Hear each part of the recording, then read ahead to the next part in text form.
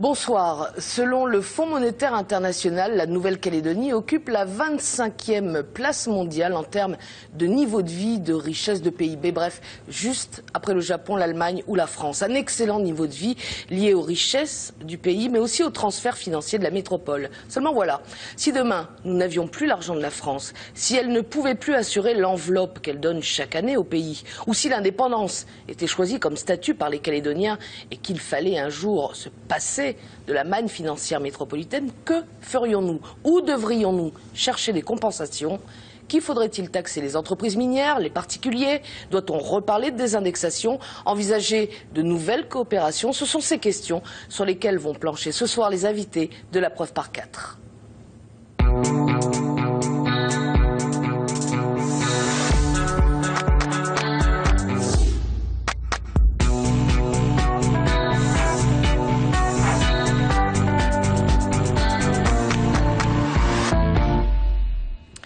Et nos invités ce soir sont tout d'abord Sonia Backès, secrétaire générale du mouvement populaire calédonien et membre du gouvernement chargé du budget. Sonia Backès, bonsoir. Bonsoir. À côté de vous, Pierre Breténier, élu au congrès du rassemblement UMP et de l'engagement pour une Calédonie dans la France. Bonsoir à vous, bonsoir. Pierre Breténier. Face à vous, Mathias Chauchat, professeur de droit public à l'Université de la Nouvelle-Calédonie. Vous êtes également conseiller de Roch Ouamitan, le président du Congrès. Et enfin, à côté de vous, Ronald Frère, membre de l'Union calédonienne. Bonsoir à tous les deux. Bonsoir. Quasiment la moitié des besoins financiers de la Nouvelle-Calédonie provient de la métropole. Comment ces fonds sont-ils répartis entre salaires des fonctionnaires, financement des transferts de compétences ou appui aux communes et aux provinces? Le détail avec Dave Wayonason et Michel Bouillet. Parmi les grandes familles de dépenses, le fonctionnement des compétences déjà transférées, celles que l'État exerce toujours, mais également les contrats de développement. Pour les 11 compétences déjà transférées, l'État verse une compensation financière de 5,6 milliards de francs. Elle comprend par exemple l'ADCK, l'inspection du travail ou encore l'enseignement du premier degré. À cela s'ajoutent les 40 milliards de francs que l'État verse pour la masse salariale des enseignants du second degré. Au total, pour cette première grande famille, plus de 46 milliards de francs. Viennent ensuite les compétences que l'État exerce, c'est le cas des compétences régaliennes. Actuellement, le budget défense que l'État consacre à la Nouvelle-Calédonie est de 7 milliards 300 millions de francs.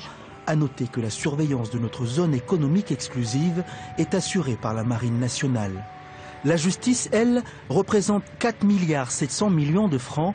Elle englobe notamment la justice coutumière, c'est-à-dire les assesseurs et autres.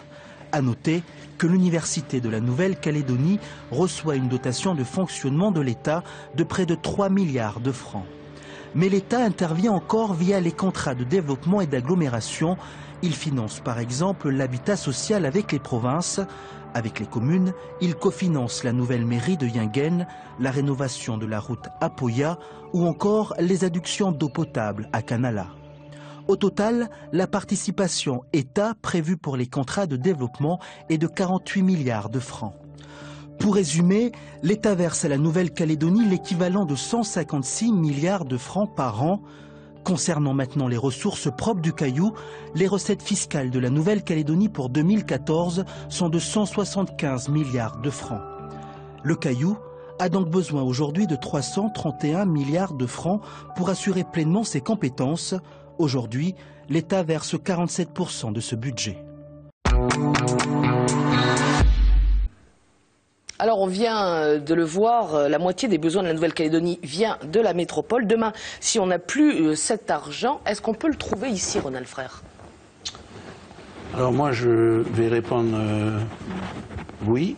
Je vais répondre par aussi deux questions. La première c'est est-ce qu'on a besoin de cet argent? La deuxième c'est est-ce que ces dépenses de l'État, elles servent les Calédoniens et elles servent la Nouvelle-Calédonie? Donc si on réfléchit et si on analyse ces dépenses, on va vite s'apercevoir qu'il y a des dépenses qui ne nous concernent pas. Notamment, il y a certaines dépenses comme la défense. Il y a aussi des transferts qui sont comptabilisés pour le compte de la Nouvelle-Calédonie. mais en fait qui ne rentrent pas sur le territoire. Hein, donc moi j'imagine que les... On va revenir effectivement plus en détail au cours de cette émission sur les différents points effectivement sur lesquels... Mais donc globalement là ce que vous nous dites c'est clair, c'est que cet argent on peut s'en passer. Il y a deux choses, c'est soit on reste dans un esprit colonisé, on a besoin de l'État et on ne va pas chercher ce qu'il faut ou que c'est, ou la deuxième chose c'est qu'on va devenir indépendant et on va chercher les recettes aussi, que l'on ne va pas chercher aujourd'hui. Alors Sonia Backès, Ronald Frère vient de le dire, est-ce qu'on a besoin de cet argent? Il pose la question à votre avis. Écoutez, d'abord, je vous remercie d'organiser cette émission parce que c'est la première fois qu'on va pouvoir aller au fond des choses, au fond des chiffres, pour démontrer que l'indépendance n'est pas soutenable financièrement et qu'en plus elle n'est pas souhaitable politiquement. On voit bien dans le reportage qui a été présenté par Dave Wayonasson que ces 156 milliards, ils sont absolument indispensables à la Nouvelle-Calédonie et que si nous ne les avions pas, ce serait un appauvrissement finalement général de la population et en particulier des plus fragiles et des classes moyennes. Mathias Chauchat, est-ce qu'on peut rester un pays riche sans la France ? Moi, je ne poserai pas la question comme ça. C'est une manière simpliste de poser les questions. Il faut que ce soit clair pour le grand public comme pour nous. On ne va pas rentrer dans les débats techniques. Cas, indépendance ou pas indépendance, il va falloir faire sans les transferts de la France, ou en tout cas avec beaucoup moins. Et je crois que les Calédoniens, comme les Français, ne se rendent pas compte de la situation et se mentent d'ailleurs à eux-mêmes. C'est-à-dire que tout le monde sait maintenant que la France, à courte échéance, va faire défaut sur sa dette. Je veux dire, la belle histoire que la France, je veux dire, va s'en sortir, va redresser la barre. Je veux dire, aucun de nos partenaires européens n'y croit. La France, elle va atteindre 100% de son PIB de dette en 2015. Donc c'est le moment où les créanciers vont fuir. Et donc, elle sera incapable de maintenir ce niveau de transfert. Et lorsqu'elle sera à lutter pour sa propre survie et à payer ses propres fonctionnaires, à votre avis, elle mettra combien de temps à s'apercevoir qu'elle paye des fonctionnaires indexés outre-mer? Donc tout ça se fera. Effectivement, ce sera le premier thème du débat sur la désindexation. Dans la rupture immédiate, sans discussion et sans préparation. Mais là, je souhaite que ce soit déjà un premier tour de table pour que chaque téléspectateur puisse voir à qui il a affaire. Pierre Breténier, est-ce que la France, vous êtes d'accord avec Mathias Chauchat, est-ce que la France est ou sera bientôt incapable de financer la Nouvelle-Calédonie? Je crois qu'il faut d'abord dire que la France a tout lieu d'être fière de ce qu'elle a fait de la Nouvelle-Calédonie. C'est un îlot de prospérité dans un océan de pauvreté. Nous avons deux ressources en Nouvelle-Calédonie essentielles, ce sont les transferts de l'État et le nickel, la vente de nickel. Et la deuxième chose que je voudrais dire, c'est qu'il faut aussi souhaiter la bienvenue aux investisseurs du nickel. Dire merci à Eramet SLN et bienvenue à Xstrata et à Vallée Nouvelle-Calédonie. Et je crois qu'il faut faire attention quand on s'attaque à nos deux fournisseurs, en quelque sorte, qui sont l'État, la France et le nickel, eh bien, on va vers un choc de pauvreté que Gaël Lagadec a eu l'occasion de démontrer. Qui est professeur et directeur de l'université, professeur d'économie. Il a démontré s'il y avait une baisse significative des transferts de l'État. Alors sans parti pris, là je m'adresse à vous, Mathias Chauchat et Ronald Frère, sans parti pris, si on regarde les chiffres de l'ISEE, si on regarde les rapports de la Chambre territoriale des comptes, si on regarde le rapport NC 2025, on se dit qu'il est impossible, comme le disait un peu Pierre Breténier, sans tomber dans une grande précarité, de se passer de l'argent de la France. Forcément, on va s'appauvrir. Non, la question ne se pose pas comme ça. La question ne se pose pas comme ça. La France donne de la pire des manières qui soit. C'est-à-dire que la France paye des traitements de fonctionnaires, qui est d'ailleurs majoré, donc, ce qui nous crée beaucoup de désavantages. Elle donne par la défiscalisation. Je veux dire, elle ne sait pas gérer même son propre argent. Et elle donne l'argent qu'elle n'a pas. Et en entretenant un niveau de vie artificiel par la consommation, en maintenant un niveau de vie surévalué par la monnaie, je veux dire, la France détruit l'économie qu'elle prétend aider. C'est-à-dire que les prix dérapent, l'économie n'est pas productive, Et la France se prétend indispensable parce qu'elle a détruit les fondamentaux de l'économie calédonienne.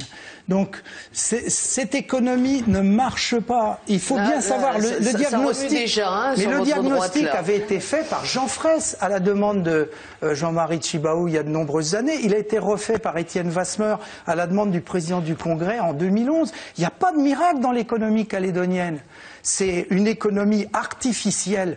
Trouvez-moi un seul secteur productif qui gagne de l'argent en Nouvelle-Calédonie aujourd'hui, à part la distribution, l'importation. Sonia Baquet, rien ne gagne membre du gouvernement chargé du budget, va vous répondre. La France donne de la meilleure manière qui soit. La France nous laisse gérer seule, de manière autonome, nos compétences et compense les besoins que nous avons pour exercer ces compétences. C'est-à-dire qu'on a toute la liberté à faire de la Nouvelle-Calédonie ce que nous souhaitons faire et elle paye pour l'exercice de ses compétences. Vous l'avez vu dans le reportage tout à l'heure, 46,5 milliards qui sont versés pour que la Nouvelle-Calédonie assume seule ses compétences. Quel autre pays dans le monde, je vous le demande, quel autre pays dans le monde accepterait qu'une partie de son territoire, finalement, exerce comme il veut ses compétences en payant, offrant le franc ce que ça coûte? Pierre Bretigny, Ronald Frère ensuite. Je voudrais ajouter quelque chose aussi, c'est que c'est la France qui a sauvé l'industrie du nickel, notamment en 1975, puisqu'elle vient justement d'éteindre la dette de la Nouvelle-Calédonie de 35 milliards, c'est-à-dire au moment où la SLN était complètement à plat, menacée de fermer ses portes, et que la Nouvelle-Calédonie allait être ruinée. L'État a sauvé la SLN et par la même occasion a sauvé la Nouvelle-Calédonie. Lorsqu'on a des participations dans la STCPI, il faut savoir que c'est la France qui a payé cette participation. Si KNS et Vallée ont pu se monter, c'est parce qu'il y a eu l'échange Poum-Koniambo, 18 milliards de soult, défiscalisation de l'État, 18 milliards. Vallée, 18 milliards de défiscalisation. SLN, 10 milliards de défiscalisation. Bientôt, le four, la centrale énergétique de la SLN, défiscalisation. Si on fait le total, c'est plus de 150 milliards.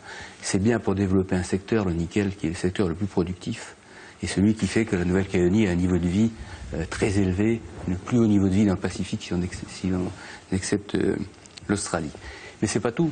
Vous avez tous les autres secteurs de production en Nouvelle-Calédonie, le tourisme. Il n'y a pas un seul hôtel ici qui ait pu être construit sans la double défiscalisation, c'est-à-dire sans l'aide de la France. Il n'y a pas une seule ferme aquacole qui a pu se développer sans l'aide de la France. Et alors je regrette quand j'entends dire que la France aide de la plus mauvaise façon qui soit. Elle aide notamment grâce à la recherche, grâce à l'université de la Nouvelle-Calédonie, grâce à Ifremer. La filière aquacole n'existerait pas s'il n'y avait pas Ifremer. Grâce à l'Institut Pasteur. On reviendra au cours d'émission effectivement sur tous les Donc il n'y a pas seulement des transferts, les aides, tout ce qu'apporte la France en dehors de l'aspect financier. Je vous remercie Pierre Bretigny. On va revenir plus longuement là-dessus. Ronald Frère, je voudrais entendre votre point de vue. Je trouve beaucoup d'intérêt à écouter ça parce que j'ai l'impression que s'il n'y a pas la France, la Nouvelle-Calédonie va être engloutie dans l'océan Pacifique. Elle va disparaître avec ses habitants, sans nickel et tout. Sur les 157 milliards ou 150 milliards de transferts que l'État fait, l'État ne transfère pas pour que la Calédonie elle assume ses compétences. L'État transfère pour financer sa position dans le Pacifique, qui est une position de premier ordre. Attendez, comment vous faites? Moi je veux bien, Ronald Frère, mais comment vous faites dans ce cas-là? Il y a une contrepartie. Je vais vous dire, la France, grâce à la position de la Nouvelle-Calédonie, grâce à la position de la Polynésie, grâce à la position qu'elle a dans le canal du Mozambique, qu'elle a partout, elle va aujourd'hui au G8, elle est membre du comité de sécurité de l'ONU, ça se paye ça. C'est pour ça que la France, elle paye. Vous croyez que la France, elle paierait, sinon elle vous donnerait 150 milliards. Oui, mais quels étaient les transferts d'État? Est-ce qu'on pourrait financer l'enseignement secondaire? Est-ce qu'on pourrait financer une santé de bon niveau? Quels étaient les transferts de l'État avant 1988? Quels étaient les transferts de l'État? Ils n'étaient pas à ce niveau. La Calédonie, elle vivait. Aujourd'hui, on a monté la Calédonie à un niveau, puisqu'on a abreuvé ce pays de transferts. Et aujourd'hui, qu'est-ce qu'on a fait de cet argent? On le dépense mal. Vous parlez des transferts, du paiement des fonctionnaires. Ça coûte 45 milliards. Il faut que tout le monde sache que sur ces 45 milliards, un prof, quand il vient là, ou un fonctionnaire de l'État, quand il vient là, il a 10 mois de salaire tous les 2 ans. Il a un voyage en France tous les 3 ans. Donc, à quel prix la France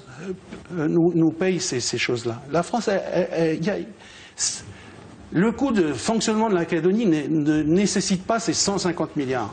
Ensuite, sur les 150 milliards, il y a 95 milliards qui sont de la dépense de souveraineté, qui sont des dépenses dites de souveraineté. Il faut financer son armée, elle finance ses propres services, elle est là. Moi, je vous dis, on n'a pas ces 150 milliards, c'est pas une dépense qui est nécessaire. Okay. Ensuite, sur le nickel. Je termine, je vous ai laissé parler, alors moi je termine, ok? Sur le nickel. Calmement. Non, mais je suis très calme, toujours très calme. Mais sur le nickel, moi ça me fait bondir quand j'entends que si la France n'a pas été là, en fait. Le nickel, il restera là, il restera dans cette terre de Nouvelle-Calédonie. Le nickel, il appartient à ce pays. On sait que ça ne suffira pas. Oui, ça ne suffira pas. Aujourd'hui, quand on me dit qu'on a donné ça, grâce à ça, moi je dis qu'on a donné tous les massifs. Combien valent les massifs? Je voudrais bien savoir, moi, combien vaut le massif du Koniambo. Je voudrais bien savoir combien vaut la mine de Goro. Si ça ne se valorise pas, eh bien, effectivement, avec l'esprit colonisé que l'on a, on va aller courir derrière la France et lui demander. Ailleurs, moi, je prends l'exemple des Maldives. Les Maldives, c'est UVA. OK? Ils ont des hôtels 5 étoiles. Les chambres d'hôtel, c'est 300 000 balles par nuit. C'est pas le même niveau de vie non plus, c'est pas les mêmes salaires, c'est pas... Ils ont du tourisme. Est-ce qu'il y a quelqu'un qui défiscalise pour les Maldives? Vous pouvez me dire? Comment se fait-il qu'eux, ils ont des hôtels, et alors qu'ils sont pauvres, et que nous, en Nouvelle-Calédonie, on est riches, et on est obligé de courir après l'État, parce que l'État, il va nous défiscaliser. Voilà, je vous laisse la parole, parce que je suis... Alors là-dessus, puisqu'on parle de tourisme, et vous êtes, Pierre Breténier, également le directeur de Promo Sud, hein, je précise, justement, répondez à ce que dit Ronald Frère par rapport à cet exemple des Maldives, et puis on parlera après, justement, du nickel, puisque vous en parlez. Oui. Je voudrais d'abord dire quand même que lorsqu'on a un niveau de vie élevé, c'est pas seulement de l'argent en plus qu'on a, c'est un ensemble de prestations. Et si par exemple vous regardez le nombre de médecins par habitant, vous apercevrez qu'en Nouvelle-Calédonie, vous avez 200 médecins pour 100 000 habitants. Vous en avez 5 en Papouasie-Nouvelle-Guinée, vous en avez 15 au Vanuatu, vous en avez 30 au Fidji. J'ai un chiffre là, hein. Il y a 318 médecins pour 750 000 habitants à Fidji, il y en a 223 pour 100 000 habitants en Nouvelle-Calédonie. Voilà. À 3 millions que je vous donne. Oui, mais voilà, ça c'est pareil en métropole. C'est pareil en métropole, Ronald Frère. C'est ce qui nous permet d'avoir un niveau de santé publique de très haut niveau, qui est du niveau métropolitain, voire australien. La même chose en matière d'enseignement. C'est vrai que les enseignants, les professeurs sont bien payés. En échange de quoi, on a d'excellents professeurs, d'excellents enseignements pour nos enfants. La même chose en matière de formation professionnelle, etc. Ensuite, quand on parle d'industrie touristique, il faut faire attention, parce que le tourisme qu'on veut avoir en Nouvelle-Calédonie, ça ne doit pas être un tourisme de pays pauvres. Parce qu'on n'est pas pauvre, précisément, on est riche en Nouvelle-Calédonie. C'est-à-dire que les salaires sont élevés. Et donc on est obligé d'avoir des prestations élevées avec des prix élevés. S'il s'agit d'appauvrir la Nouvelle-Calédonie, parce qu'évidemment on peut équilibrer les comptes de la Nouvelle-Calédonie, il faut diviser les revenus par 2. Mais vous n'aurez pas le même service médical, vous n'aurez pas le même service d'enseignement, vous n'aurez pas les mêmes routes. Tout le niveau sera baissé. Ce sera un appauvrissement généralisé. Et je dois dire à ceux qui prônent l'indépendance, il faut et je crois que Ronald Frère le fait un peu d'ailleurs, mais il faut être clair. Il faut dire aux gens, voilà, on veut l'indépendance, mais sachez que si vous avez l'indépendance, vous n'aurez plus 200 médecins pour 100 000 habitants. Vous n'en aurez plus que quelques-uns. Votre niveau de santé publique sera très faible. Vous n'aurez plus les enseignants que vous avez actuellement.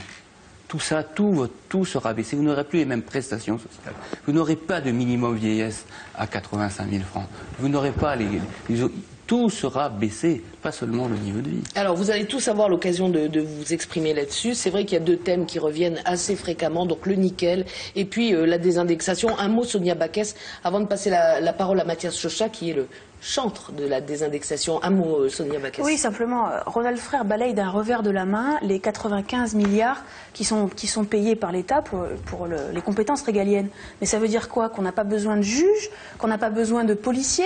Ça veut dire ça? Il a l'autre jour, il est intervenu en disant que ça faisait 150 ans qu'on avait des feux en Nouvelle-Calédonie et puis finalement, on n'a pas besoin de mettre autant d'argent pour lutter contre les feux. Si, on a besoin de mettre autant d'argent pour lutter contre les feux. Parce que des feux en Nouvelle-Calédonie ou des feux en métropole, ça coûte de l'argent. Parce que la justice, parce que la défense, parce que la police, ça coûte de l'argent. Donc on ne peut pas balayer d'un revers de main les compétences régaliennes en disant on n'en a pas besoin. C'est pas possible. J'ai jamais dit ça. Concernant le transfert de la sécurité civile, puisque c'est vrai que quand je suis venu à l'émission, on en a parlé, j'ai pas dit qu'on n'en avait pas besoin. J'ai dit qu'il fallait pas confondre. C'était un transfert en termes de pouvoir politique, c'est pas un transfert de moyens. Vous savez très bien que la sécurité civile, c'est de la compétence. C'est pas la sécurité civile, ce sont les secours. C'est de compétence des communes depuis 1790. Et en plus, ce concept de sécurité civile, il n'existe depuis que le 22 juillet 1987. Donc il faut arrêter de faire un plat avec toute cette sécurité civile. 1 milliard sans de transfert de sécurité civile, c'est pour payer 10 mecs qui viennent faire de la prévision, qui viennent nous dire comment on coordonne et qui coordonnent les moyens. Voilà, c'est ça. C'est pas les pompiers. On en a besoin. Non mais il faut dire aux gens. Il faut dire aux gens. La sécurité on a besoin civile, des transferts de l'État. Pas 1 milliard. Pas 1 milliard, on n'a pas besoin de 13 mecs qui nous coûtent 1 milliard pour nous dire il faut 4 camions de pompiers là, il y a d'autres moyens. Il y a aussi tous les moyens qui sont mis en œuvre, Ronald Flair. Le transfert de sécurité civile de 1 milliard ne concerne pas les moyens techniques. Les pompiers sont payés par la Nouvelle-Calédonie, par les communes. Mathias Chauchat. Je crois qu'on est à nouveau dans une économie de l'illusion. On a des prestidigitateurs à côté de nous, je veux dire, qui se mentent à eux-mêmes. C'est-à-dire qu'il n'y a pas de miracle à l'économie calédonienne. On est grisé du taux de croissance. Qu'est-ce qu'on a fait? Wasmer l'a dit. On a eu de la croissance en écrasant et en dégradant notre compétitivité. Tous les secteurs ont reculé en compétitivité. Vous regardez ce qui s'est passé. Qu'est-ce qu'on a fait? On a recruté des fonctionnaires. On a fait exploser les dépenses publiques qui sont à un niveau insoutenable. Je rappelle que Daniel Oshida, vice-président du MEDEF, a dit que les courbes des dépenses publiques sont insoutenables en Nouvelle-Calédonie et que d'ici 10 ans, on ne pourra pas. Le disent. Mais bien sûr, donc les courbes sont insoutenables. Ensuite, on a lancé le BTP qui ne produit rien. Enfin, les Calédoniens se rendent bien compte que les prix explosent. Ça produit de l'activité, mais ça ne génère pas de revenus par la suite. Donc, on a produit une économie artificielle exactement comme l'ont fait un certain nombre de pays avant nous, la Grèce, l'Espagne, le Portugal, qui se sont effondrés. Et tout ça est financé par une grosse bulle de crédit. C'est le crédit qui a tiré la croissance calédonienne. Et le mensonge, c'est de dire aux gens, ça va continuer, dormez tranquille. Ça ne continuera pas. Cette économie a perdu sa compétitivité, elle est financée à crédit. Et les alarmes arrivent. Non seulement les courbes sont insoutenables, et Pierre Breténier le sait mieux que quiconque, les courbes sont insoutenables, mais en plus l'emprunt commence à faire défaut. Regardez le tour de table du Medipôle. C'est pas si simple de trouver de l'argent pour boucler, parce que les créanciers de la Nouvelle-Calédonie commencent à prendre peur. C'est bien d'équilibrer le budget, dit Sonia Baquès, en rallongeant 7 ou 8 milliards de soi-disant investissements contre la crise, mais il faudra trouver des banques pour prêter. Et c'est bien le problème dans lequel va être la France et va être la Nouvelle-Calédonie. Donc il faut revenir aux fondamentaux. Alors, donnez-nous une recette, dites-nous qu'est-ce qu'il faudrait faire. Alors, les fondamentaux de l'économie, ils ont été posés déjà par Jean Fressé. Il y a bien longtemps, Jean-Marie Tjibaou lui avait demandé un rapport en 86. Il a écrit un livre, Économie assistée, en 1995. C'était repris encore par Étienne Wasmer en 2011 au Congrès. Les recettes, elles sont toujours les mêmes. La désindexation. Alors, justement, on en vient. Deuxième recette, l'industrialisation du pays, et ça a été en grande partie commencé grâce à qui? Je veux dire, sinon quand même les partis indépendantistes, qui ont une vision à long terme du pays. Et puis la dévaluation du franc Pacifique. La dévaluation du franc Pacifique. C'est les trois recettes qui sont nécessaires. Aucune économie ne peut tenir avec les conditions socio-économiques. Mais si vous désindexez, vous amputez le pouvoir d'achat des Calédoniens. On ne peut pas bâtir une économie compétitive, moderne d'un pays émancipé sans en changer les fondamentaux. Sinon, on tend la main en pensant que ça durera éternellement. Et je termine juste, les non-indépendantistes sont dangereux pour le pays parce qu'ils ne préparent pas l'avenir. C'est-à-dire, ils se mentent à eux-mêmes pensant que tout ça durera éternellement. Il faut préparer l'avenir, il faut apprendre à vivre par nous-mêmes. Alors, Sonia Backès, quand Mathias Chauchat vous dit, parce que vous êtes tous les deux non-indépendantistes, quand il vous dit que vous mentez quelque part à votre électorat, aux Calédoniens, parce que de toute façon la France à un moment laissera tomber. Qu'est-ce que vous répondez? Comment Mathias Chauchat peut-il parler de développement économique alors que sa première préconisation c'est de supprimer 156 milliards puisqu'il fait partie des indépendantistes. Si on coupe le lien avec la France, il ne faut pas se leurrer, hein. On n'aura plus les 156 milliards. Comment peut-on imaginer porter le développement économique en enlevant 156 milliards? Ensuite, vous parlez, Mathias Chauchat, de dévaluation du franc Pacifique. Votre laboratoire, le Large, a écrit que pour compenser les transferts de l'État, il faudrait dévaluer de 124%. Et vous avez écrit que ça générerait un choc de paupérisation. Pour être clair, ça générerait un appauvrissement général de l'ensemble de la population. C'est pas moi qui le dis, c'est votre laboratoire à l'université, monsieur Chauchat. Donc ne nous expliquez pas les recettes en commençant d'abord par enlever 156 milliards et en donnant des recettes dont vous savez vous-même qu'elles ne fonctionnent pas. Oui. Pierre Breténier. Pour résumer, la recette qu'on nous propose, c'est finalement l'appauvrissement généralisé du pays. Soyons tous pauvres, abaissons tous les salaires et nous deviendrons compétitifs. Mais c'est vrai. Dans ce cas-là, c'est vrai. On va devenir compétitifs et tous pauvres. Je ne vois pas tellement ce qu'on a gagné. Et c'est ce que je disais tout à l'heure. Il faut que les indépendantistes disent bien ça à leurs troupes. Vous, l'indépendance, vous l'aurez, vous voulez équilibrer les comptes, vous les équilibrerez et vous serez tous pauvres. Donc est-ce que c'est même si Pierre Breténier c'était une vision bien d'une façon un petit peu cynique, mais j'ai l'impression que si demain on part à l'indépendance, la Nouvelle-Calédonie elle va couler et on va rentrer dans un trou noir. Non, bah, enfin, oui, c'est ça. Oui, il est clair que il y aurait une paupérisation, même si elle n'est pas, évaluable peut-être. Ils ont raison, si on continue à toujours tendre la main, il n'y a personne qui va nous donner. Vous êtes les premiers à tendre la main. Mais si nous, on commence à se relever les manches, on va la chercher. Vous pensez vraiment, déjà que demain, si la France elle part, vous pensez vraiment que la France elle va couper sa relation avec la Nouvelle-Calédonie? Oui. La souveraineté, ça ne veut pas dire mettre la France dehors. La souveraineté, ça veut dire décider nous-mêmes. Est-ce que vous savez combien donne? Vous savez combien il y a d'habitants au Vanuatu? Il y en a 250 000. Oui. Comme en Nouvelle-Calédonie. Oui. Vous savez combien la France donne 156 milliards à la Nouvelle-Calédonie? Oui, vous savez combien elle donne au Vanuatu? Oui. Vous savez combien? 180 millions. Oui. 1000 fois 180 moins. 180 millions CFP. CFP, 1000 fois moins. Est-ce que vous croyez réellement? Parce que avec le Vanuatu, vous êtes en train de dire que quoi, la France, vous allez lui dire merci, au revoir, et qu'elle va continuer à payer pour les Calédoniens? Vous savez combien la France elle donne à Oman pour être sur une base de 8 hectares et de partager un port avec l'US Air Force de 80 hectares. Vous savez combien elle donne? Vous savez combien elle donne? Allez, dites-moi. Elle donne 3,6 milliards. Vous savez combien? Elle a des intérêts aussi. Parce qu'en Nouvelle-Calédonie, mais la France, elle peut partir demain en Nouvelle-Calédonie. Si elle veut partir, elle peut partir. Vous inquiétez pas, il y a des gens qui veulent venir prendre sa place. Ah oui, vous voulez être contrôlé par la Chine? Non, je ne veux pas être. Non, d'abord, si vous connaissiez l'histoire de la Chine, vous savez que la Chine, elle n'a jamais été expansionniste au niveau. Alors là, apprenez l'histoire de la Chine et la géopolitique. Il y en a d'autres qui viendraient. C'est la France partie.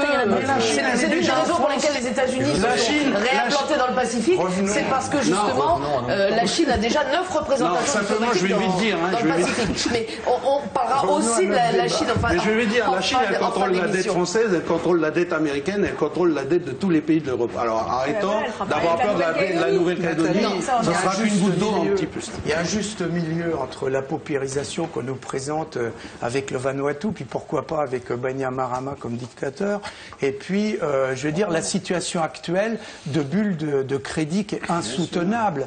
Je veux dire, quel est objectivement l'intérêt à ce qu'un enseignant soit payé 173% au lieu de 100% comme la France? Il ne s'agit pas de faire effondrer le niveau de vie. D'accord pour ne plus. Mais bien sûr, mais parce que ça aboutira à un ajustement des prix. C'est un effet très fort sur les prix. À ce moment-là, le niveau de vie est conservé et le pays devient compétitif. Mais enfin, aucun pays au monde ne fait ça sauf la France. Pourquoi la France le fait? Parce que c'est un pays qui n'est plus géré depuis 30 ans. C'est un pays à l'abandon, à la dérive. Et, moi, je me souviens Paul Dijoux, c'est un homme courageux, il était ministre de l'Outre-mer sous Valéry Giscard d'Estaing. Il a fait passer l'indexation de 2,03 en Calédonie à 1,73. Si on avait continué pendant 20 ans cette politique, eh bien on n'en serait pas là aujourd'hui. Après, ça a été la débandade, la démission systématique. Mais enfin, tous les fonctionnaires qui aujourd'hui vous disent « j'ai absolument besoin de ce niveau de vie », évidemment, ils sont appuyés par les non-indépendantistes qui font du clientélisme. Mais tout le monde sait qu'on ne peut pas supporter le coût de ces services publics et la France non plus, oui, mais alors, comme Mathias ça. Chauchat, expliquez-nous une chose. Si on désindexe, ça fait donc une baisse des salaires, une baisse des revenus, en tout cas, et une dans la baisse des fonction. prix. Alors, ok, baisse des prix, donc, mais baisse aussi de la consommation, baisse des rentrées fiscales. Mais comment est-ce qu'on fait? Comment est-ce que fait la Calédonie? Est-ce que vous croyez que c'est un pays normal dans lequel les fonctionnaires sont payés presque 2 fois plus que la France, dans lequel n'importe quel Ford F-150 Raptor est défiscalisé et où la France paye 25% cash de ses véhicules, 450 chevaux?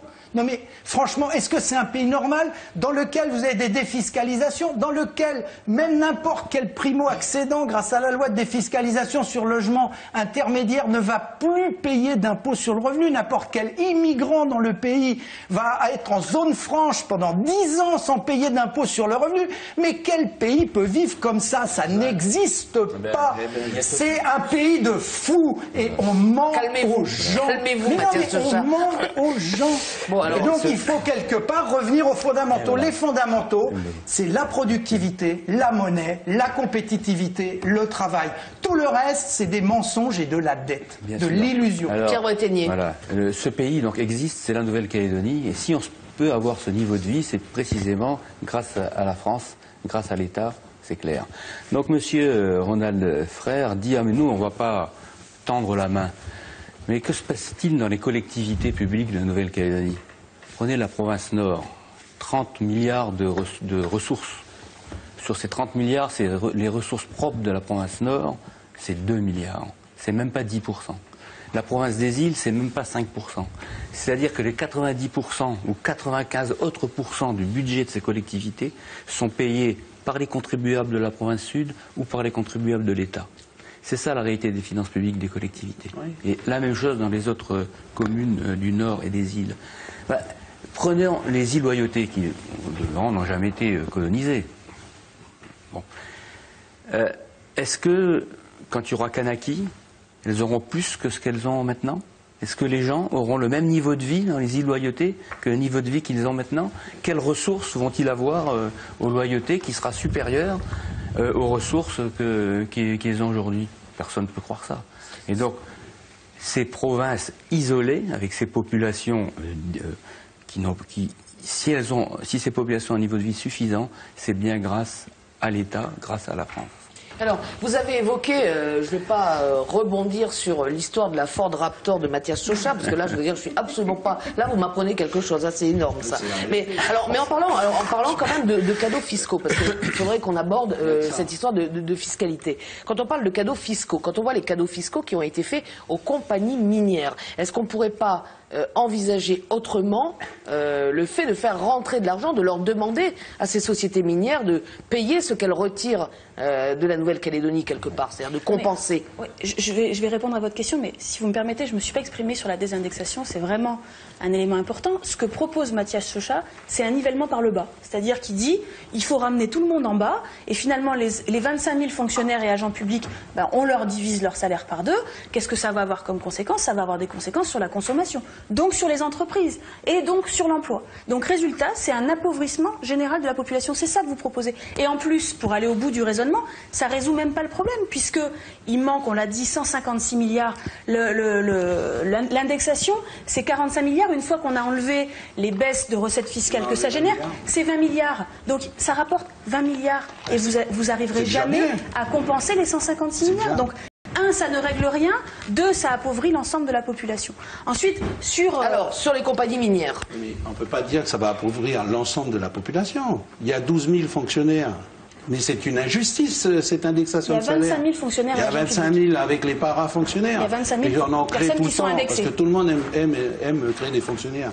Mais les autres, Ça va changer quoi pour eux? Mais nous, ce qu'on propose, on est 90 000 actifs. Ce qu'on propose, c'est de niveler par le haut, c'est-à-dire de petit à petit en améliorer. Mais vous êtes utopique alors. Laissez-moi parler, s'il vous plaît. En améliorant la formation, en améliorant la compétitivité des entreprises, petit à petit de faire évoluer les salaires du privé pour que eux rattrapent ceux du public. C'est ça l'ambition qu'on peut avoir pour la Nouvelle-Calédonie. C'est pas de prendre tout le monde et de les amener vers le bas. C'est pas une ambition. Vous n'avez pas d'ambition pour la Nouvelle-Calédonie. On a de l'ambition. On a l'ambition d'être nous-mêmes. 56 milliards. Oui, nous explique l'économie. Ouais. Il y a 65 000 personnes, il y a 90 000. Arrêtez là, non, vous allez un petit peu loin. Moi, je voudrais qu'on revienne sur l'histoire des taxations. Il y a 90 000 actifs. On ne va pas appauvrir les 90 000 actifs de la Nouvelle-Calédonie parce qu'on enlève l'indexation. On va appauvrir une catégorie de personnes. 25 000 sur 90 000. Mais oui, c'est quand même pas mal. Mais enfin, il faut être raisonnable. Est-ce que c'est normal qu'on paye un prof? Mais quel est l'intérêt d'appauvrir les gens? Mais est-ce que c'est normal? Comment vous voulez motiver la population qui ne bénéficie pas des salaires de fonctionnaires? Je voudrais quand même qu'on revienne sur l'histoire de la fiscalité nickel. Il faut quand même rester raisonnable. Très rapidement, Mathias Chauchat, il faut qu'on parle de cette fiscalité nickel. Il faut aussi être raisonnable, c'est-à-dire ce qui a été proposé par Étienne Wasmer, c'est que on baisse l'indexation sur une certaine durée, de façon à ce que le niveau moyen des salaires du public rejoigne le niveau moyen des salaires du privé. C'est une première chose. Il y a une deuxième mesure qu'il faut prendre rapidement, c'est la reprise de la gestion de notre masse salariale. On a fait une grosse erreur sous l'impulsion des anciens députés qui était de croire à la mise à disposition globale et gratuite. C'est-à-dire la France paye les enseignants plutôt que de donner à la Nouvelle-Calédonie l'argent. Et en fait, si on gérait notre masse salariale, on pourrait améliorer la masse salariale en recrutant des jeunes Calédoniens et en faisant partir effectivement un certain nombre de non-citoyens qui sont professeurs très bien payés de France et qui sont en fin de carrière. Et on peut repyramider la masse salariale, ce sont des économies qui profitent aux jeunes. Et là encore, je veux bien que les téléspectateurs comprennent que ce qu'ils ont fait avec la mise à disposition gratuite, c'est du clientélisme politique pour conforter les gens qui sont là au détriment de la jeunesse calédonienne. Alors Sonia Backès, rapidement. Visiblement, Mathias Chauchat ne sait pas du tout de quoi il parle en matière d'enseignement. La mise à disposition globale et gratuite, c'est la France qui paye effectivement directement les salaires. Et donc on a, excusez-moi, mais on a le beurre et l'argent du beurre. C'est-à-dire que c'est la France qui paye directement les salaires. On aurait l'argent pareil. Et on en fait ce qu'on veut. On aurait la dotation. Et qu'est-ce qui se passe concrètement? Visiblement, vous ne le savez pas, Monsieur Chauchat. C'est que petit à petit, ce sont prioritairement des Calédoniens qui sont recrutés. Tous les Calédoniens, il y a eu une centaine de Calédoniens qui ont réussi le CAPES l'année dernière, ils sont recrutés en Nouvelle-Calédonie. Et c'est effectivement au fur et à mesure, 100 enseignants de moins qui arrivent de métropole. Donc ça se fait avec l'argent de la France. Avec l'argent de la France, c'est ça la clé. C'est qu'on arrive en Nouvelle-Calédonie à faire ce que nous souhaitons avec l'argent de la France. Et vous parlez des transferts directs, mais vous voyez pas ce que nous on amène à la France. Moi, je voudrais bien qu'on valorise cette... Alors, justement, on va en parler de ce qu'on apporte à la France, notamment, justement, le nickel. Je veux qu'on revienne là-dessus. On a quand même fait des cadeaux fiscaux très importants. S'il faut trouver des gisements de recettes, je dirais, pour la Calédonie, dans le cas où il y aurait plus cet argent de la France, effectivement, on pense au nickel. Est-ce qu'on ne pourrait pas taxer les sociétés minières qui viennent extraire le minerai du pays? Vous parlez des cadeaux fiscaux, mais personne ne fait de cadeaux fiscaux. Ah bah si, quand même, Pierre Bretigny. Laissez-moi vous expliquer, vous allez voir. Ça s'appelle des incitations fiscales, des incitations à investir, sans lesquelles vous ne trouvez pas d'investisseurs. Non mais vous pensez franchement devant la richesse qui ne viendrait pas quand même, malgré tout, s'installer en Calédonie? La richesse, je vais vous dire pour l'instant, vous prenez Xstrata, Glencore, ils ont dépensé dans le nord, ils en sont à 650 milliards. Vallée dans le sud, 650 milliards de dépenses, 100 millions de dépenses par jour, 1,5 milliard de salaires distribués dans le sud par mois. Et qu'est-ce qu'ils ont eu en retour jusqu'à présent? Dites-moi ce qu'ils ont eu. Ce sont des sociétés qui sont traitées de prédatrices et prédateurs. C'est invraisemblable. Ils n'ont fait que dépenser en Nouvelle-Calédonie pour l'instant. Il faut bien qu'à un moment, ils aient un retour de leur investissement. Sinon, ils n'investiront pas en Calédonie. Quand le régime de stabilité fiscale a été mis en place, c'est parce qu'on avait besoin de ces entreprises. Il faut se rappeler que ça a été voté à l'unanimité, je crois que ça ne s'est jamais vu en Calédonie, unanimité des assemblées des 3 provinces, unanimité du Congrès. Parce que si un investisseur qui investit des centaines de milliards de dollars, vous ne lui assurez pas une stabilité fiscale, c'est-à-dire si vous le menacez à tout moment d'augmenter les impôts dans des proportions déraisonnables, si vous ne lui assurez pas qu'il va avoir une rentabilité de son investissement, et la rentabilité de l'investissement, elle se mesure assez facilement, elle doit être supérieure à l'argent que vous placez en banque. Si vous placez de l'argent en banque ou dans un fonds de pension qui vous rapporte 5 et 10%, vous n'allez pas prendre le risque d'investir ailleurs. Donc si vous investissez ailleurs, vous voulez avoir un rendement, par exemple, de 10-15%. Donc ces sociétés sont appelées à faire des profits. Pour l'instant, elles n'en font pas du tout. Mais si vous ne voulez pas qu'elles fassent de profit, elles n'investiront pas. Et donc, il n'y aura pas de développement de la Nouvelle-Calédonie. Ronald Frère, est-ce que vous pensez qu'on peut adosser notre ressource en cas de manque à gagner de la part de la métropole? Est-ce qu'on peut adosser notre ressource sur le sol nickel? On a parlé justement de pas que le sol nickel, parce que le pays, il y a d'autres agrégats macroéconomiques qui font qu'on va avoir de la ressource. Mais le nickel, parlons-en, parce que ça, c'est quand même quelque chose qu'il faut parler. Nous, notre position à nous, au niveau politique, c'est contrôle de la ressource, contrôle des outils et contrôle de la commercialisation. Pourquoi? Parce que à tous les niveaux, on est perdant. Sur la ressource, combien les gisements ont coûté aux compagnies minières qui sont arrivées? Combien? 0 franc. Trouvez un pays dans le monde où que ça coûte 0 franc. C'est bizarre, moi j'ai regardé le droit minier canadien, les mecs avant de commencer à percer pour trouver du pétrole, ils donnent déjà 35 milliards. Ça c'est le droit d'entrée. Et ça continue. Ensuite, quand on tire la ressource du gisement, on ne paye pas la matière première dans ce pays. Mais où vous avez vu une compagnie minière qui n'a pas d'achat de matière première? C'est comme si qu'une station-service, elle vous vend de l'essence et que l'essence c'est gratuit, elle ne paye pas. On lui met les cubes et elle fait payer. C'est facile de dire, après toutes ces compagnies minières, à quel prix elles valorisent la matière? Ok? Je rappelle qu'en 2007, la SLN, elle a eu un contrôle fiscal, il y avait 10 milliards d'impôts négociés, hein?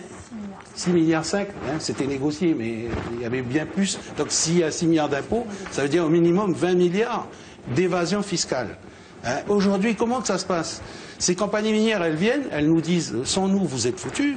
Hein? Si on n'est pas là, vous n'existeriez plus. Hein?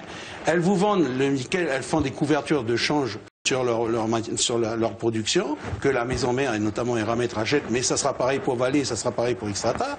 Et puis nous, fiscalement, hein, c'est de l'argent qui s'évade. C'est de l'évasion fiscale. Maintenant, quand vous prenez à tous ces niveaux de production, à tous ces niveaux, vous prenez tout ce que la Nouvelle-Calédonie elle perd, c'est des dizaines de milliards. On a déjà presque comblé l'intervention de l'État français. Donc il faut arrêter de dire que ça va être un trou noir. Peut-être pas autant quand même. Mathias Chauchat, on parle de 79 milliards d'évasion fiscale. On parle de 79 sur cette soi-disant évasion fiscale. Est-ce que c'est vraiment une évasion fiscale? En 2011 a été signé au Congrès, d'ailleurs avec la signature de Pierre Breténier, les accords économiques et sociaux, dans lequel il est prévu une redevance minière assise sur la tonne extraite et commercialisée. Qu'on le fasse, c'est la première des choses pour valoriser la ressource. Pourquoi on ne fait pas la deuxième raison, c'est prendre aussi le contrôle des usines et de la transformation. C'est le modèle de l'usine du Nord, c'est aussi la prise de contrôle qui est nécessaire pour le pays de la SLN. C'est comme ça que le pays sera gagnant. Donc la ressource minière, c'est une des grosses possibilités de développement de la Nouvelle-Calédonie. Et sans perdre de vue que il y aura à gérer après pour la Nouvelle-Calédonie les aspects environnementaux. Et donc il faut aussi mettre en place un fonds pour les générations futures, pour essayer de lisser les pics du nickel. Parce qu'en 2007, l'argent est arrivé dans les caisses massivement. Qu'est-ce qu'on a fait? On a dépensé comme des malades, recruté des fonctionnaires, vécu comme la cigale. Ça, vous êtes une fixette là sur les fonctionnaires. Hein. Non, mais vécu comme la cigale. Et aujourd'hui, on a la difficulté. On va pas rentrer dans ce débat. Aujourd'hui, on a la difficulté. C'est important. Donc, le fonds pour les générations futures, c'est aussi ça. Il faut penser à tous ces aspects-là. Oui. Si vous me permettez, sur le nickel, il faut que l'exploitation du nickel profite aux Calédoniens. C'est pour ça que dans quelques jours, nous proposerons une redevance nickel. Il faut savoir quand même que Mathias Chauchat avait fait une grande démonstration juridique pour prouver qu'on pouvait revenir sur les pactes de stabilité fiscale et qu'il s'est trompé puisqu'à 2 reprises le Conseil d'État a rejeté le fait de revenir sur ces pactes de stabilité. Donc nous allons proposer dans quelques jours une redevance nickel pour que l'exploitation du nickel profite aux Calédoniens. Mais là aussi, il ne faut pas se leurrer. Il faut pas se leurrer. Concrètement, pour compenser les transferts de l'État, il faudrait qu'on ait 9 usines comme les 3 que nous avons aujourd'hui, même si on était à 51%, même si on était dans les conditions que dit Ronald Frey. Donc, c'est pas possible. On ne peut pas compenser, là aussi, les transferts de l'État, rien qu'avec le nickel. Pierre Breténier, répondez d'ailleurs pourquoi, justement, Mathias Chauchat disait que vous aviez signé au Congrès ce texte sur la redevance nickel. Il y aurait une redevance, et si elle est domaniale, c'est-à-dire que si c'est un revenu du propriétaire, ça peut très bien se faire. S'il s'agit d'une taxation, c'est impossible juridiquement d'après le Conseil d'État. Mais au-delà du principe juridique, il y a eu un engagement de stabilité.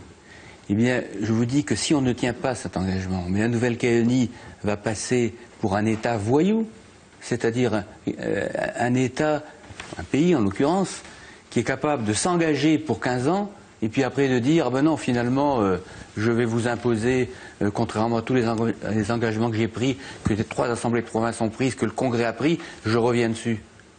C'est pas possible. Ça veut dire qu'aucun investisseur n'aurait plus confiance en la Nouvelle-Calédonie. Donc il faut oublier ça, un engagement est un engagement.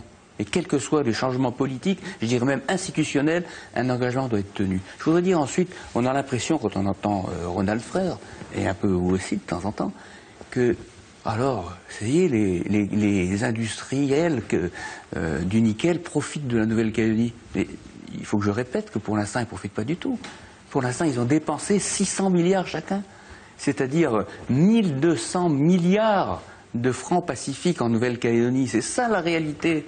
Pour l'instant, qu'ensuite ils espèrent récupérer cet argent, c'est bien le moins. Et je crois qu'il faut qu'on leur souhaite la bienvenue et qu'on leur dise ne vous inquiétez pas, vous allez récupérer cet argent.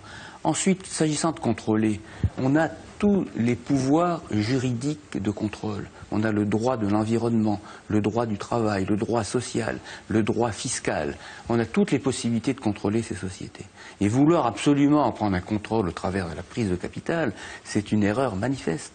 Il faut voir, par exemple, que quand la SMSP valorise son gisement, à juste titre d'ailleurs, à ce moment-là, le coût de l'usine du Nord est de 250 milliards environ.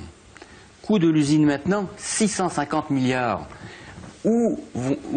Qui a payé ces 450 milliards? C'est non seulement les investissements, mais tous les salaires qui sont payés chaque mois. Qui les a payés? C'est Xstrata. Non, donc c'est pas Xstrata. Ah bon, ou les banques. En tout cas, c'est pas la SMSP. C'est peut-être pas la SMSP. C'est bien.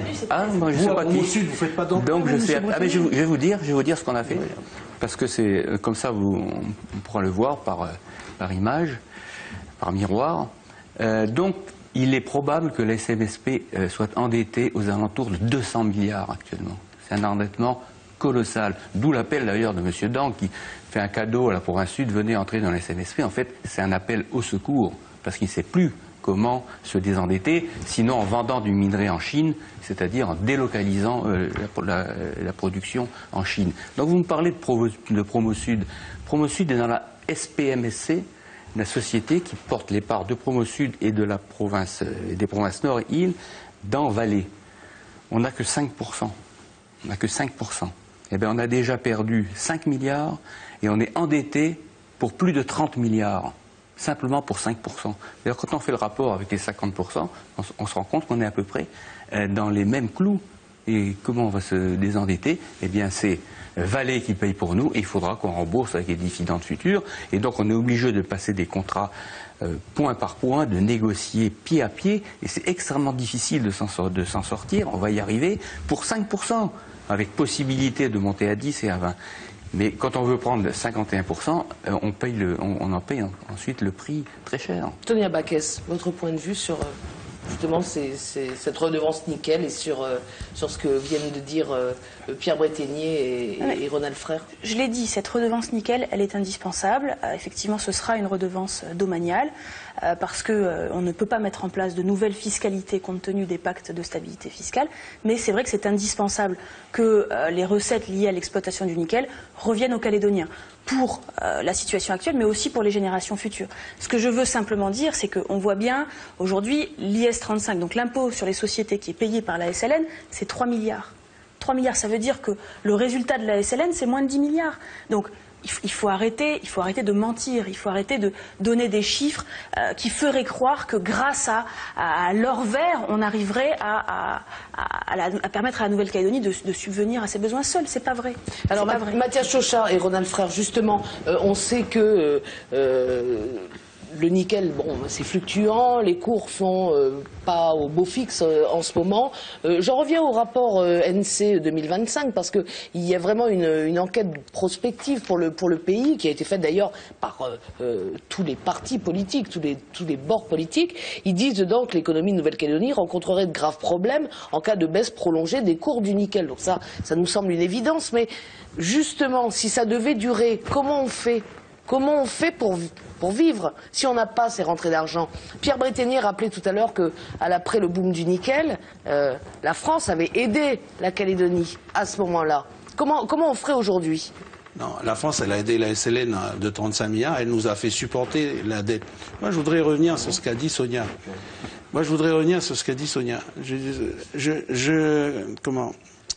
La SLN, la fiscalité minière, ça rapporte que 7 milliards ou 3 milliards.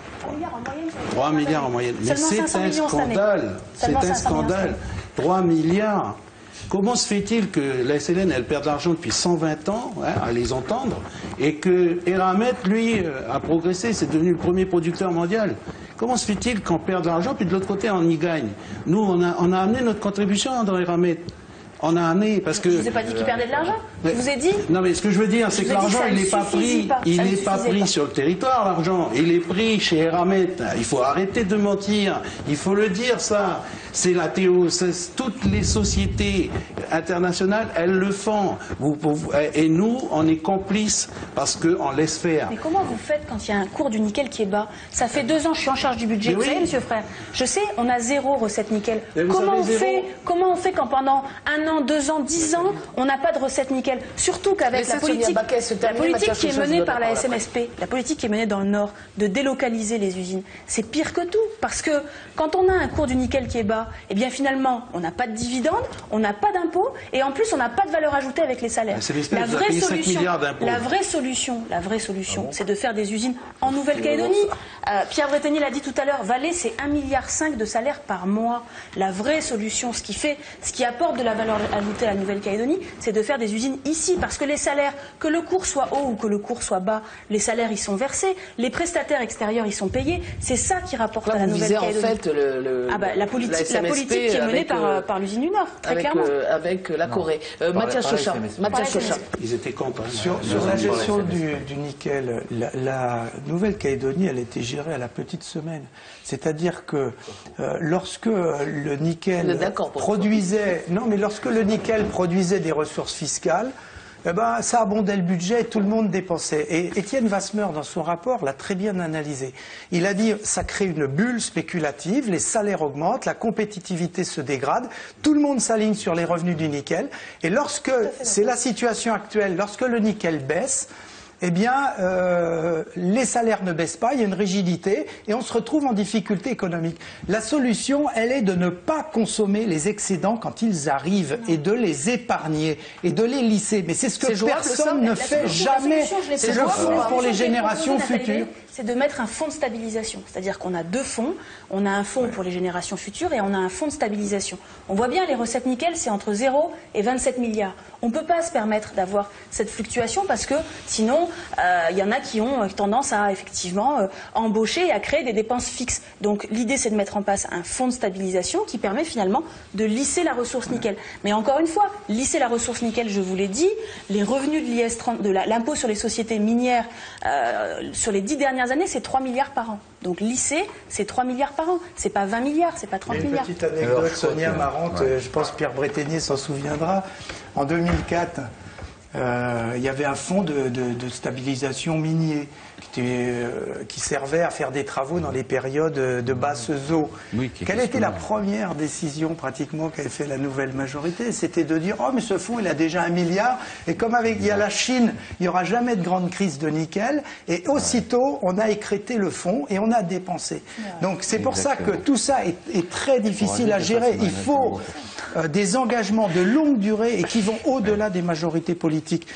Donc un fonds de stabilisation du nickel, un fonds pour les générations futures, ça ne se fait pas par une simple loi et ça doit être des engagements extrêmement durables vis-à-vis des majorités. Je crois que alors là, on va continuer à discuter. Nathalie, mais je crois que là, pour une fois qu'on est d'accord, il faut peut-être le oui, mais on va faire rentrer notre invité surprise dans la discussion, si vous voulez, Pierre Breténier. Mais je retiens que vous voulez prendre la parole. On va retrouver tout de suite notre invité surprise.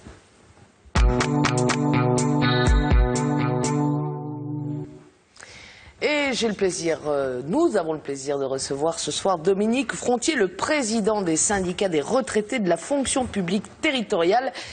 Dominique Frontier, bonsoir. Je suppose que vous avez dû faire des bonds en entendant tout à l'heure quelques-unes des remarques de nos invités. Qu'est-ce qui vous a surpris? Est-ce que vous, qui êtes actuellement très soucieux de l'avenir de la caisse locale de retraite, est-ce que comment vous réagissez quand vous entendez Ronald Frère ou Mathias Socha dire qu'il y a trop de fonctionnaires ici? Alors écoutez, d'abord je suis stupéfait parce que j'ai affaire à deux grands économistes indépendantistes. Alors je voudrais d'abord dire à M. Chauchat, il est un juriste, qu'il se prend pour un économiste et là à mon avis il se trompe lourdement.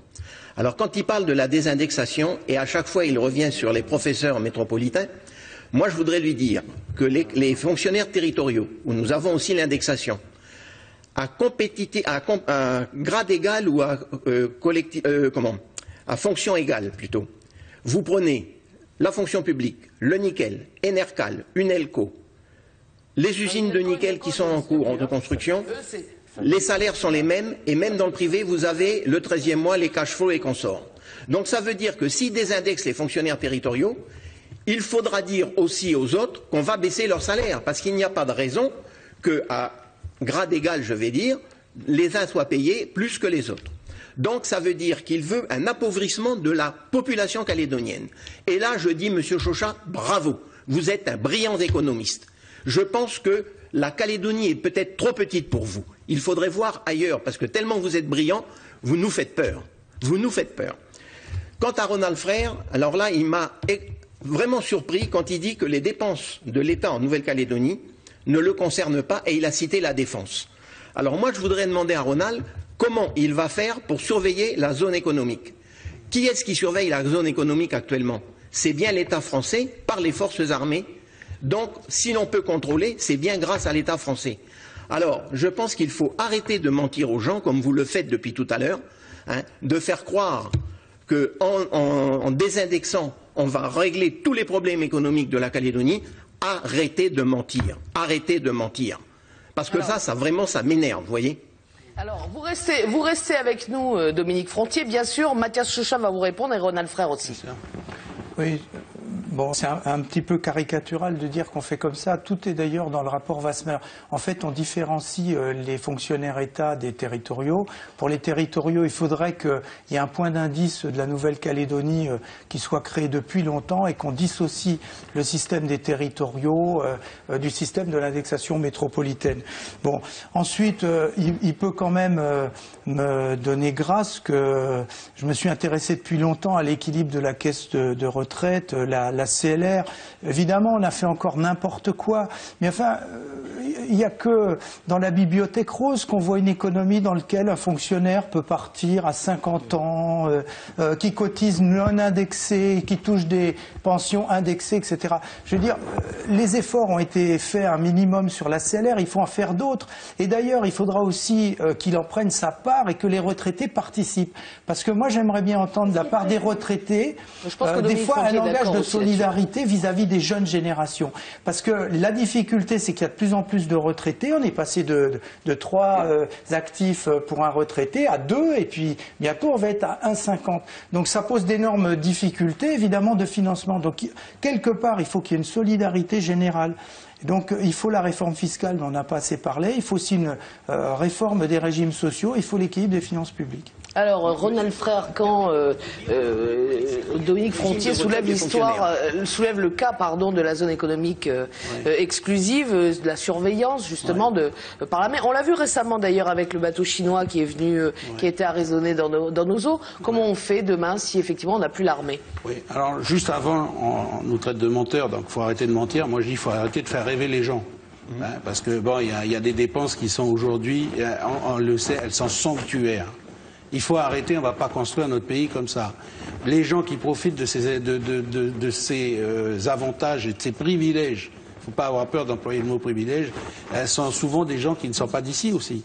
Des gens qui viennent, qui partent et qui tirent le niveau de vie vers le haut, mais à quel prix? À quel prix? À quel prix? Mais qui vous visez là? Mais je vise, c'est simple, mais non, c'est pas de l'idéologie, c'est de la réalité. Mais la France, c'est autre chose. C'est de la réalité.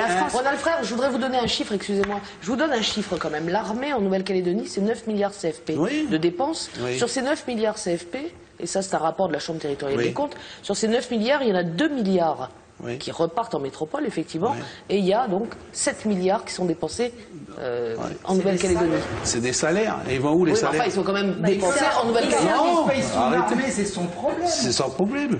Est-ce qu'on a besoin d'une armée? Ah bon, on n'a pas besoin d'armée.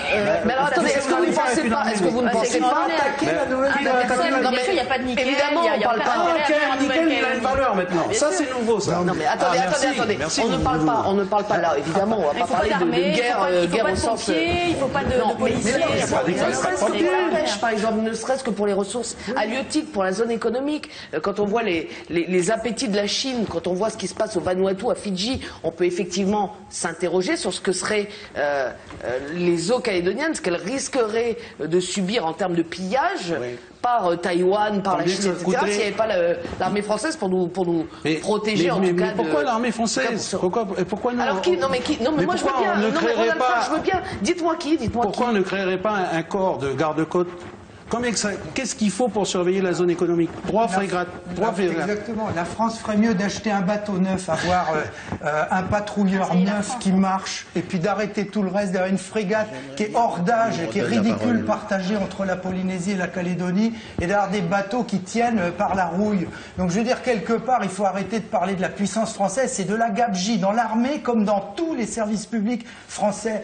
Mais si on veut surveiller la zone territoriale, il faut un patrouilleur moderne et une petite équipe, et ça peut se faire en coopération avec la France si elle le souhaite.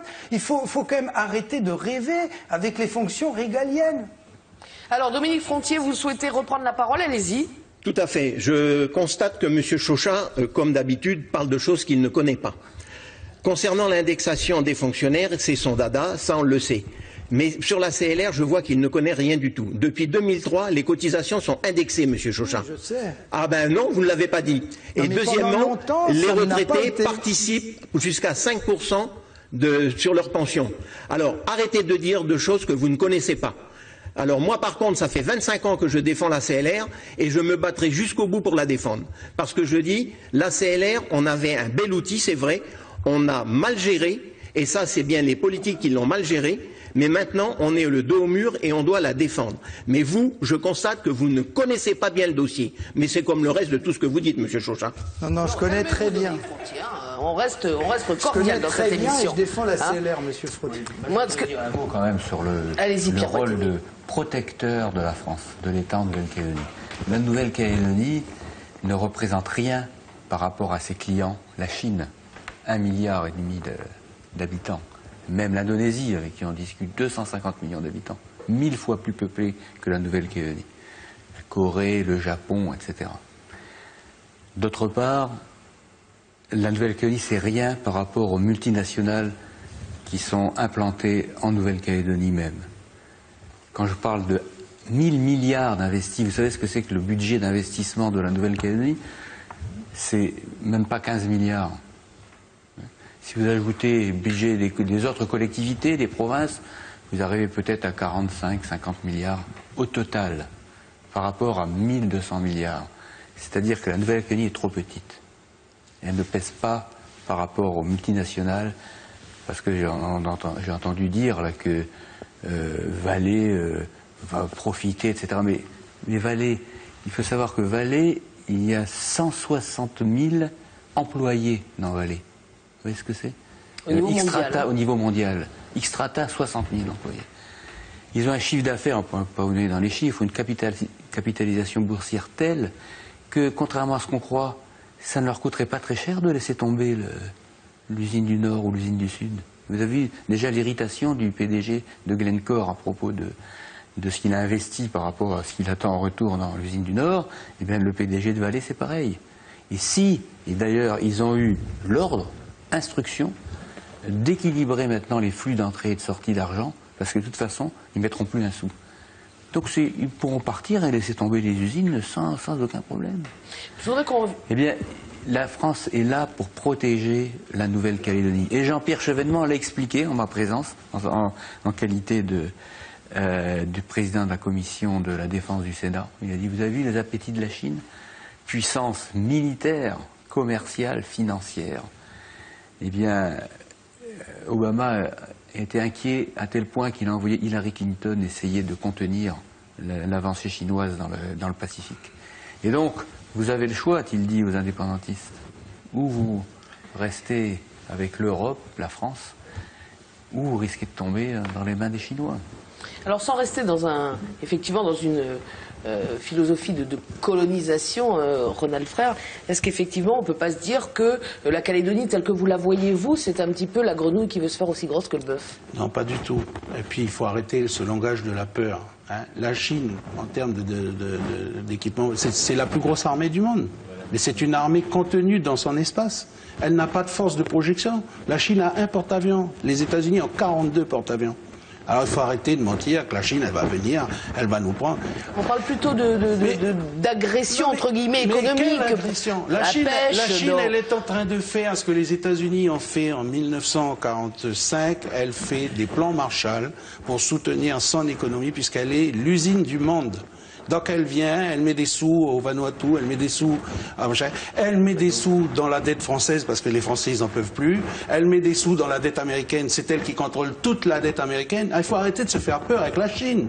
La Chine n'a jamais attaqué un pays. La Chine a ouvert ses premières relations diplomatiques en 1300, elle a ouvert sa première ambassade au Kenya. Elle n'a jamais colonisé le Kenya. Et les Anglais, quand ils sont arrivés, ils l'ont colonisé, eux. Alors, il faut arrêter de faire peur aux gens. Il faut arrêter de faire peur aux gens avec les histoires de défense. Hein, nous avons, certes, comme il dit M. Frontier, nous avons besoin de surveiller notre zone maritime économique avec 2 patrouilleurs. Hein, ça ne nous coûterait même pas 1 milliard et ça serait suffisant. Et on serait peut-être plus efficace parce que plus présent sur zone. Il ne faut pas oublier le rôle d'Aircal et tout ça qui font de la surveillance de zone. N'oublions pas.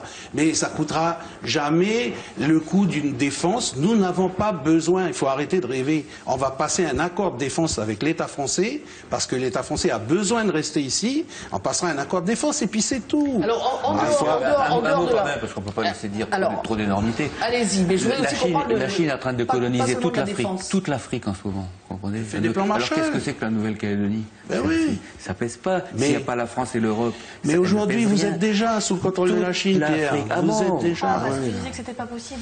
Mais vous êtes sous le contrôle économique. C'est ce qu'on a dit. L'argent que la France, elle vous envoie, c'est l'argent que les Chinois vous donnent. Exactement. Ben voilà. Et alors, vous préférez être sous le contrôle économique des Chinois? Mais ça change quoi? Ça change quoi? Ah, d'accord. Ben oui, vous êtes déjà l'argent français. Donc votre ambition pour la Nouvelle-Calédonie, arrêtez de mentir.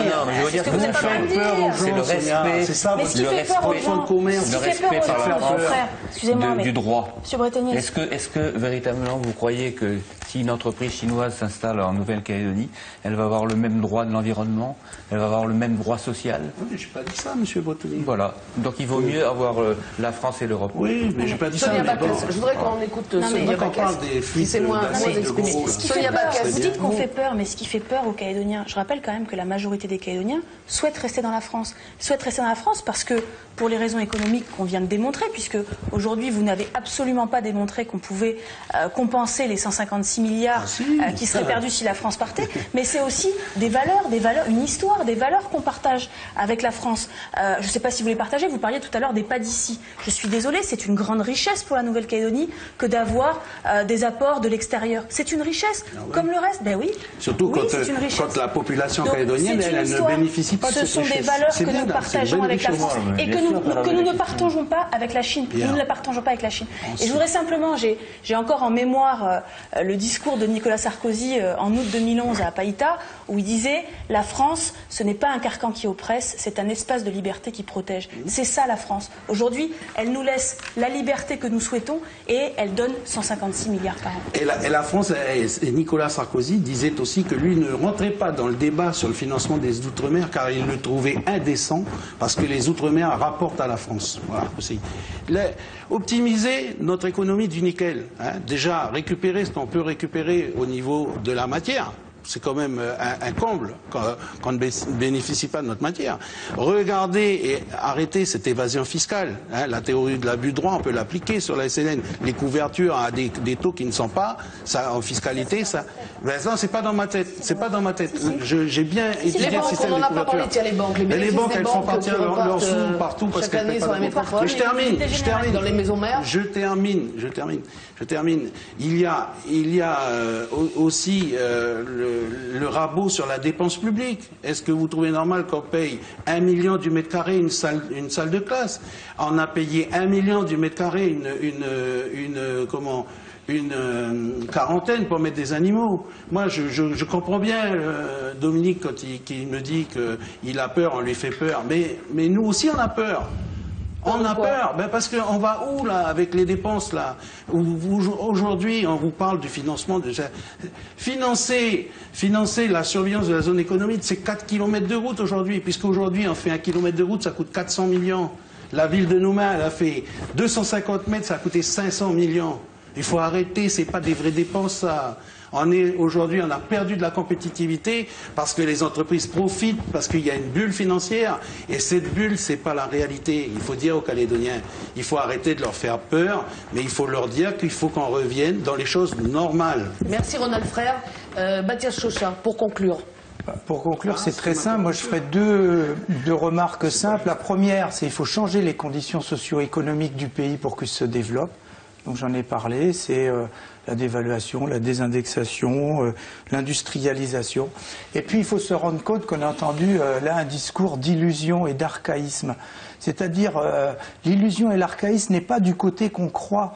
Regardez le Pacifique, tous les pays sont indépendants, sauf la Nouvelle-Calédonie, la Polynésie française et Wallis et Futuna. Alors on nous dit c'est trop petit, c'est toujours les mêmes arguments d'un pays qui ne sait pas regarder le monde avec les yeux d'aujourd'hui, qui ne sait pas se projeter dans l'avenir.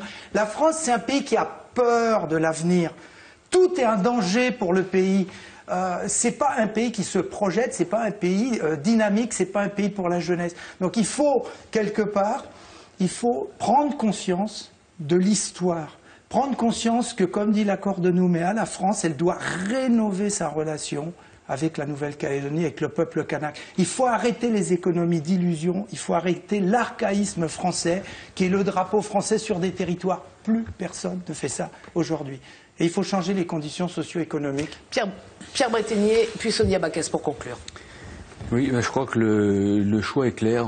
Vous voulez un pays libre, indépendant, c'est-à-dire un strapontin à l'ONU, en échange de quoi vous avez la pauvreté qui est assurée, comme effectivement dans toutes les îles du Pacifique. Si les Polynésie française et la Nouvelle-Calédonie sont prospères par rapport à cet océan de pauvreté, vous pouvez citer tous les pays, et particulièrement en Mélanésie, et je crois que la France peut être fière de pouvoir dire, eh bien les Mélanésiens les plus prospères, ceux qui vivent le plus longtemps, qui ont un niveau de formation, qui bénéficient d'un niveau de santé publique plus élevé, ce sont les Kanaks, les Mélanésiens de Nouvelle-Calédonie. Parce que s'ils étaient ailleurs, en Papouasie, au Salomon, au Vanuatu, eh bien ils seraient vraiment très pauvres.